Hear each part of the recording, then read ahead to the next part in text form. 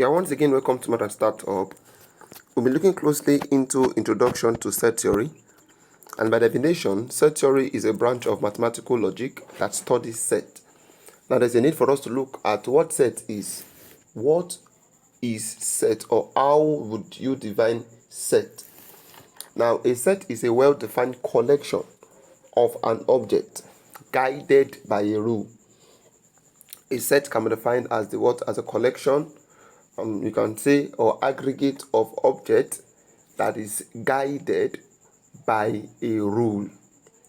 And that is that for set. For instance, and that includes example could be letters in English alphabet. Now, if I have just said set of letters, it won't have made sense. If I said, okay, my set S is just what? Letters. This doesn't make a logical sense because why? It is, although it is set, but it's not well defined. Well defined says that we have various letters issued in various countries. So it is not well defined. It is better we say that set of what? Set of English alphabet. Or set of, yes, English alphabet. Or better still, English letters. Now this is well defined. This is well defined. Letters in English alphabet. You can talk about vowels in English alphabet. Talk about colleges in a particular country. You can say in America. You can say in Nigeria, and all of such are called a well-defined object, and they are referred to as set. And there is a need for us to get familiar with some symbols before I start to define some terms. But before then, the entities of a set is referred to as elements, or you can say members. The entities of a set is referred to as elements or members, while a set is denoted, or the elements are enclosed in a brace or a coily what? Bracket. A brace or a coily bracket. We don't use set. Set doesn't make use of this kind of bracket or this kind of bracket or any kind of bracket apart from a coily bracket. It typifies a set theory or collection of well-defined objects. Okay, now there is now a need, like I said, for us to look at some symbols, and because this symbol, what does it imply? This symbol, what does it imply? What does this symbol, what does it imply? What does this symbol also imply? Okay, and quite a number of them that we'll be looking at as we go into the class. This means element of or a member of. It's an element of or a member of a particular set, not an element of. And this means for all, and this means contained in. That is what this stands for. And this also means contains. It means contains. Or as we go on in the class, we get to have more understanding about it. But it is of necessity for us to know that a set can be what? Represented either through list form or the set builder notation.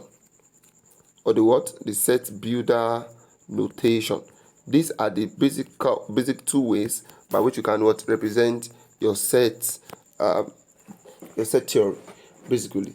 Now, there's a need for us to now define the two classes of set, which refer to as the finite set and the what? We have the finite set and the infinite set. Now, by definition, what do we call the finite set? Now, the moment your set has countable elements, that means the numbers of elements in a particular set is finite, is countable, then we refer to such set as what? As a finite set. For instance, set of English alphabet. We know it starts from A and eventually ends at what? At Z for English alphabet. And some other set of that nature are also finite in the same sense. Then the next one is referred to as what? As our infinite set. Our infinite set. This kind of set actually has its elements to be infinite. In other words, we can't actually count it. We can't count it. So such like sand at the seashore, talk about water in the pond, and the likes of them. Such an element cannot be counted. It's infinite. Some even set of real numbers. There are numbers that are infinite. You can't count them precisely. Such like saying like we are 1, 2, all the way down to I can't count it. So such is referred to as what? As infinite sets. In most cases, we don't put infinity sign, we could just say that 1, 2, or just the way down, meaning that it goes on and on and on, and it do not have an end, basically. So therefore, we will now need to define some basic terms in set theory, and one of which includes our proper subset. Proper subset or proper set, either way you want it. Now, proper subset or proper set, either any way you like it. Now, but the way we define things in mathematics is quite different from how it's defined in other subjects. We need to first of all assume that we are given a particular entities that we want to define. So, for instance, given a particular set, say A and B,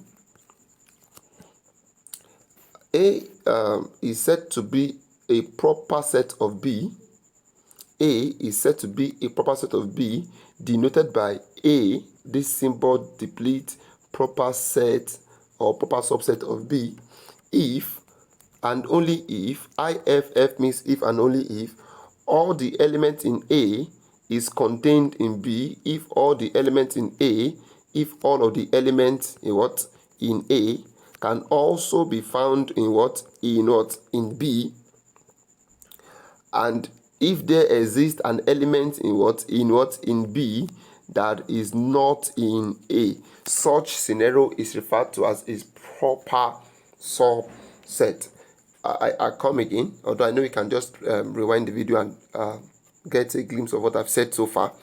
A given set A is said to be a proper subset of B if all of the element that is contained in A is also in B, but if there exists at least one element in B that is not in A, at least one element. So I could even say Bi, such that what? Such that my I is what? Is greater than or equals to what? 1.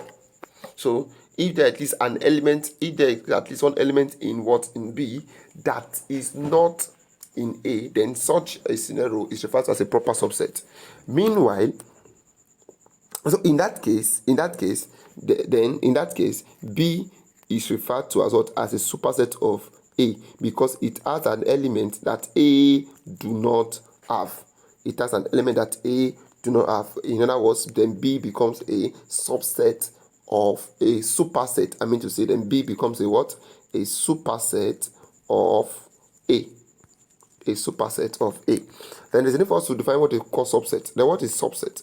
Subset can be defined as given a set A and what? A set A and eventually a set B. Set A is said to be a what? A subset of B depleted by A, B. In other words, this is the symbol that we use to deplete a subset. A is said to be a subset of what? Of B if all the elements that is in A is also in B. Such is referred to as what? As a subset. So that's why in most cases we do use this in place of this and this in place of this too. In most cases, except when we go a bit further into the matter, then you can now try to see some difference between them. But on the norms or the preliminary stage, it's not that there is no much difference between both. Now, in the same vein, there is a need for us to discuss what we call equality of set. Equality of what? Equality of a set. Now, given a set A and what? And set B, set A is said to be what? Is said to be equals to set B if and only if A is a subset of B and what? And B is a subset of A, then we say that what? Set A is equal to set B. Now, what does that mean? It means the same element that is in set A is the same element that is in set B. Hence, we call such a set equal set. And on that note, I need to point out something, that the arrangement of elements in a set is what is immaterial. A, B, C, D is immaterial. And if I have my set B to be what? To be C, C, A, B, D, is still equal set. The position of an element in a set is inconsequential, it's immaterial. So that is that. For that one, we're talking about equality of a set. Then we need to discuss what we call the complement of a set. What do we refer to as the complement of a set? But before we talk about the complement of a set, there's a need for us to talk about, first of all, the universal set. the universal set. Now, what do we refer to as universal set? Now, the universal set that is denoted by nu or psi is denoted by what? By nu or psi is actually the set of all possible outcome of an event. The set of all possible outcome of an experiment or an event is referred to as what? As is referred to as our universal what? As a universal set. As a universal set. Such is referred to as our universal set. So that is that for that. In other words, what is a complement of a set?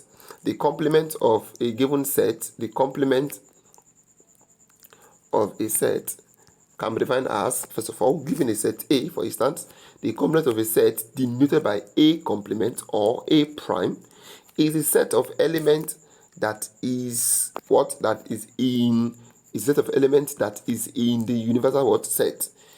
It is a set of elements that is in the universal set. Are you with me? But it is not in what? It's not in set A. Such is referred to as a complement of a set. So mathematically, you can say that the complement of a set A, C, or A prime, as the case may be, is actually the set of elements that is in what? That is in the universal set, but eventually is not in the given set A. Such is referred to as the complement of a set. Now, the next thing we need to define as we go on is called the null set. What do we call the null set? The null set, which is otherwise known as the empty set, the null set, otherwise known as the empty set, it is denoted by as phi, or just two braces without an entity. Is actually a set that do not contain any element whatsoever. Such is referred to as what? As a null set. Also, we have what we call the unit set. What do we refer to as what? As a unit set. A unit set is actually a set that has just a single element in it. Such is referred to as a unit set. It has just a single element in it. It's otherwise known as a singleton. As a what? Is otherwise known as a singleton, because it just have a single element contained in that set. That is that for a unit set. Also, there is a crucial need for us to make to define what we call intersection of a set. What do we refer to as intersection and union of a set? Intersection and union of a set. Now, given the intersection of a set now, just as the word is intersection of a set of sets, let me just say set.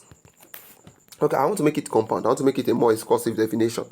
That given a set A and what? And set B, intersection A, the intersection between set A and set B, that is denoted by A intersection B, is actually the set of elements that is in set what? That is set A and what? And B. Are we together? Set of elements that is in set A and also in set B is referred to as what? As intersection of a set. The elements common to set A and set B.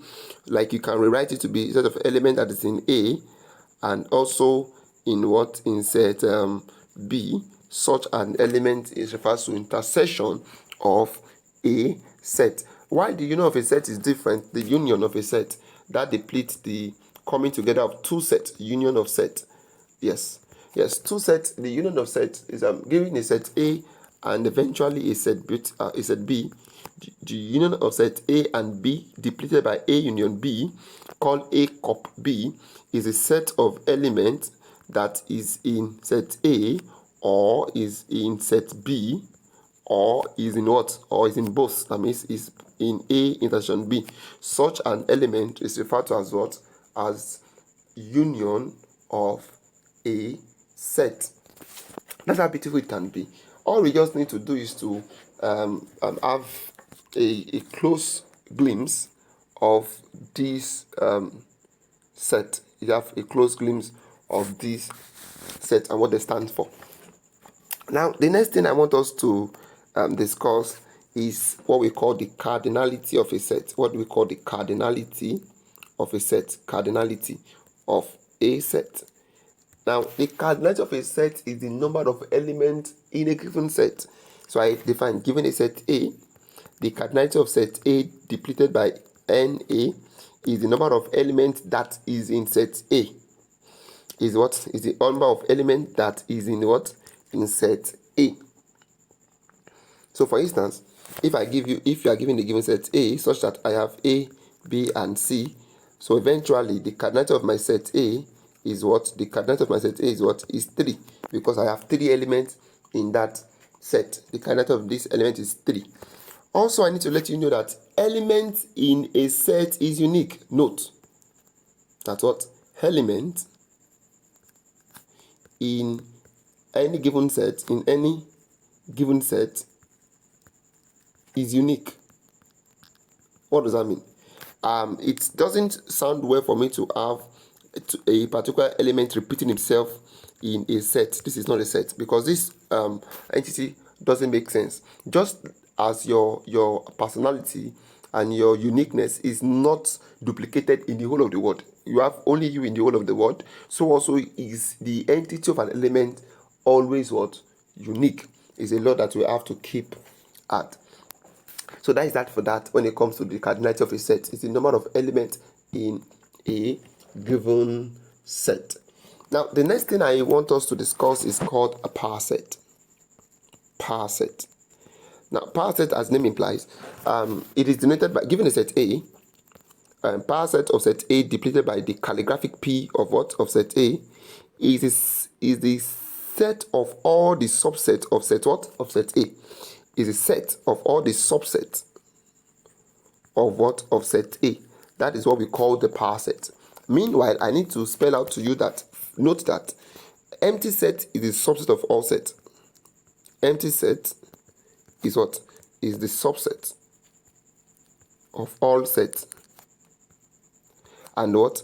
And every set, I repeat, every set is a subset of itself. Every set is a what? Is a subset. Is a subset of itself. So that is that for these two property of set. I need you to keep it to heart. We are going to be working with it. Now, what do I have to say about power set? Now, for instance, I was given a set A to be what? To be A, B, and eventually C. And I'm asked to write out my power set of what? Of set A. Is eventually going to be what? First of all, I have empty set. I have A, I have B, I have C. I have AB, I have AC, I have AC, I have BC, and eventually I have ABC. And how many elements do I have? I have 8 elements. So if you look at it well, every all of these elements of the power set A, they are subset of set A themselves. So that is what we are trying to pull out from there. And each of these can be actually referred to as what? As event. Possible event. So therefore, we can just say that what? That power set is a what? Is a set of what? Of events. Of all possible events of set A. All possible events of what? Of set A. That is what we call the power set. That can be noted in that way. That is that for a power set. And that is that for that actually. If I was to have a recap, we have discussed the concept of what? Of universal set, unit set, empty set, power set, cardinality of a set, intersection, the union of a set, and the likes of them. And the likes of them. And I told you about the subset. I said subset, a given set A is said to be a proper subset of B if every element in set A is also an element of B, and if there is at least an element in set B that is not an element of A, then we write that in that. We have discussed that bar. So that is that for that. I want to make the class brief for now, as it is an introduction to set theory. We will be looking at Venn diagram in our next class, but I'll just give you an hint what we are likely to look at in the next class. The Venn diagram. What is the Venn diagram? Venn diagram. A Venn diagram can be defined as a diagrammatic, I repeat, not graphical, a diagrammatic representation of set theory. It is a diagrammatic what? Representation of what? Of set theorem. It makes use of box that it makes use of a square box that represents the universal set and circular a circular symbols that represent a subset of the universal set and a particular event on its own. So that is that. And for that, in our next class of Photoshop, we will be talking about the typical representation of Venn diagram in set theorem. Thank you for being a part of this class. I want you to like this video, comment, and also subscribe. Do wait to share with family and friends as well. Thank you.